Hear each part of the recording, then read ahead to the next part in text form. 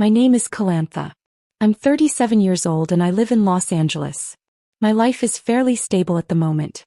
I own a fashion brand that focuses on elegant designs for mature women. My office is on the third floor of a red brick building in Westwood, where mornings are always filled with sunshine and the smell of hot coffee from the cafe downstairs. I was born into a middle-class family in the state of Oregon. My father was a high-voltage power line technician, and my mother used to work as a secretary at a local school. They didn't have much money, but they always encouraged me to pursue what I loved. As a child, I dreamed of becoming an actress. Old movies and school stage plays fascinated me.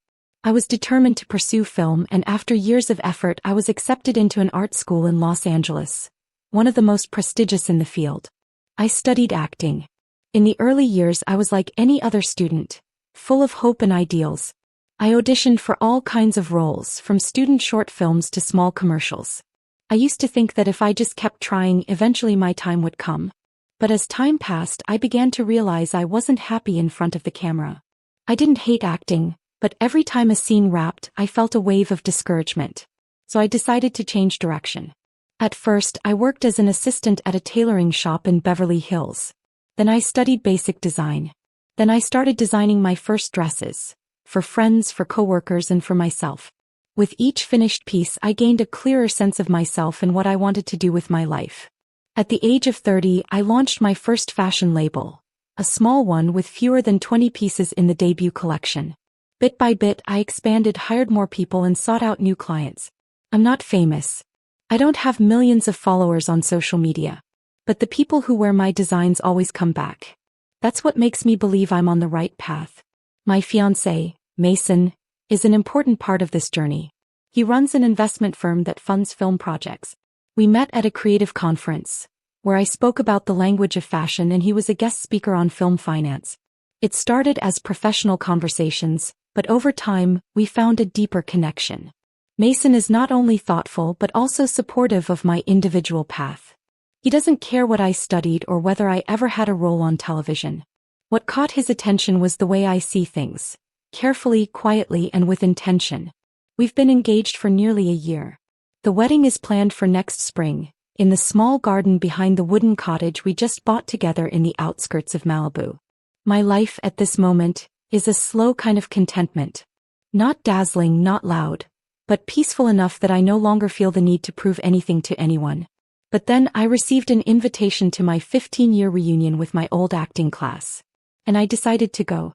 I didn't know that in just one evening, everything inside me would change.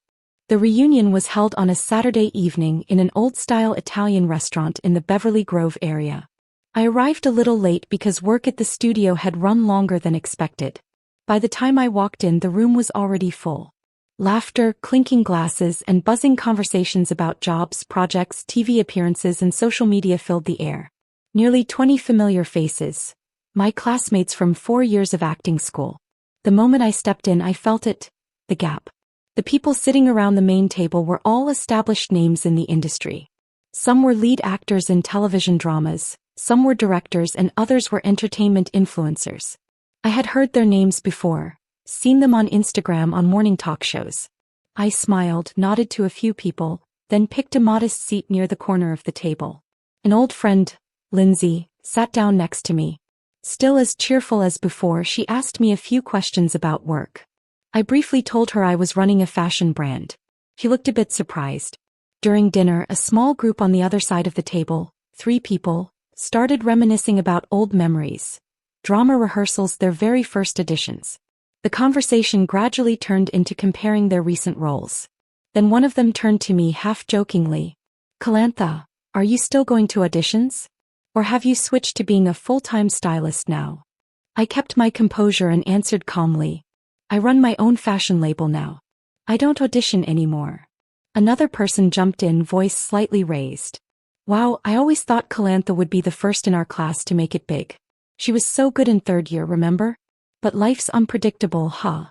That comment was followed by a few laughs and the clinking of glasses. I smiled, trying not to let anything show on my face. Inside, I felt something had been touched. Not the pain of being mocked, but the realization that everything I'd done in the past 10 years meant nothing to them. I stayed a little longer, finished my glass of wine, then quietly asked to leave early. On the drive home through brightly lit streets and still open storefronts. They were still in the industry. They were famous. And they believed being on screen was the only measure of success for someone who studied film. And it was on that very night, amidst the quiet traffic of Los Angeles, that one thought came to me crystal clear. I will tell a story. But not by returning to acting. I'll do it through the path I'm already on, fashion.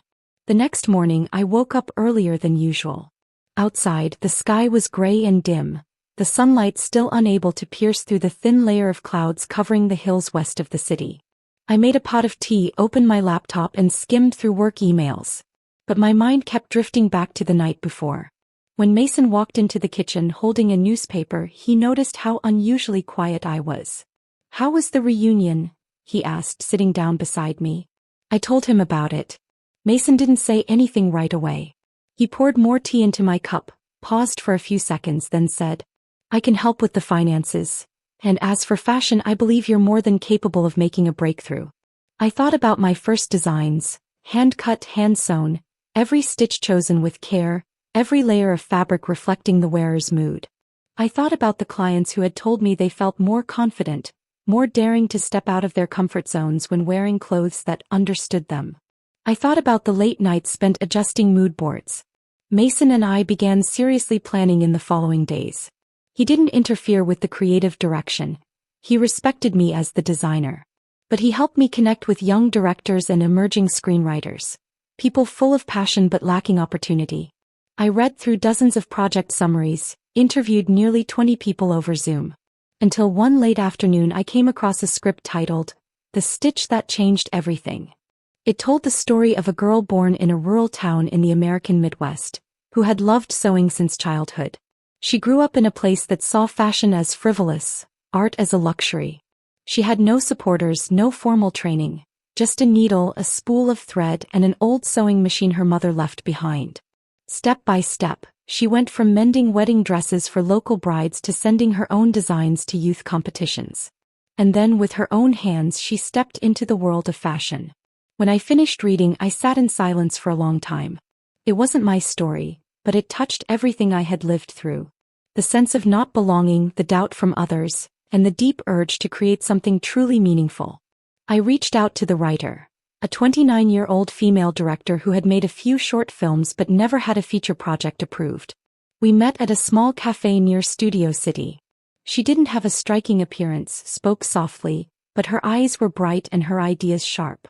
That meeting ended with a firm handshake. I knew then, I had just found the very first partner in the journey to create my very first film. We began launching the project that very summer. I officially became the executive producer of the film, while Grace, the young female director I had chosen, took charge of all creative and visual aspects. I knew very well this wasn't going to be easy. Filmmaking, even an independent film with a modest budget, is still a machine that demands time, effort, and persistence. Together we went over every scene, every line of dialogue, every small detail about the main character. A girl named Ruth, born in a small town in Kansas. A quiet woman who had lived for years under the shadow of disregard, slowly stitching her life back together with her own hands. Grace and I spent nearly 2 months casting. We weren't looking for big names. We were looking for the right ones. Faces not yet familiar but with depth, with truth in their eyes. The actress who played Ruth was a stage performer who worked as a waitress by day and performed by night. She brought a rawness and resilience to the role that I hadn't seen in any other audition. I was in charge of the film's entire wardrobe. Each outfit in the movie was more than just clothing. It was part of the character's identity. I set up a small workshop in my old studio, hired a few veteran seamstresses and a young stylist to assist.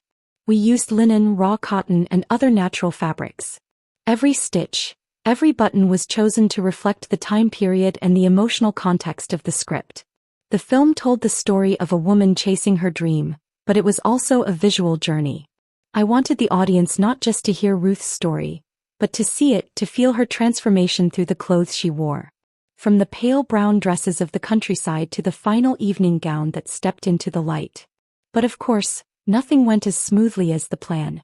3 weeks into filming, a minor investor pulled out, saying the film was hard to sell, lacking in thrills or big names. Our schedules stretched due to a tighter budget.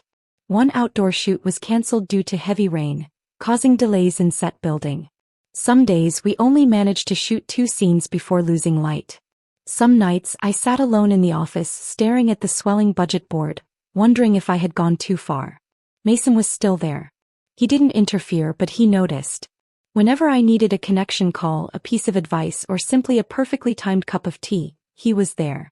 No one ever creates something memorable without being shaken at least a little, he said. And he was right. Each time I was shaken, I was reminded why I had started.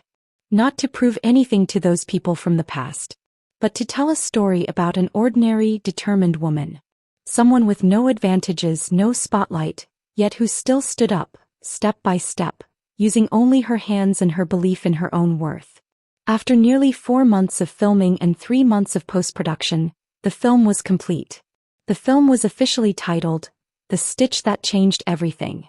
A simple name, not sensational but evocative, just like the spirit of the film. We didn't aim for major commercial theaters.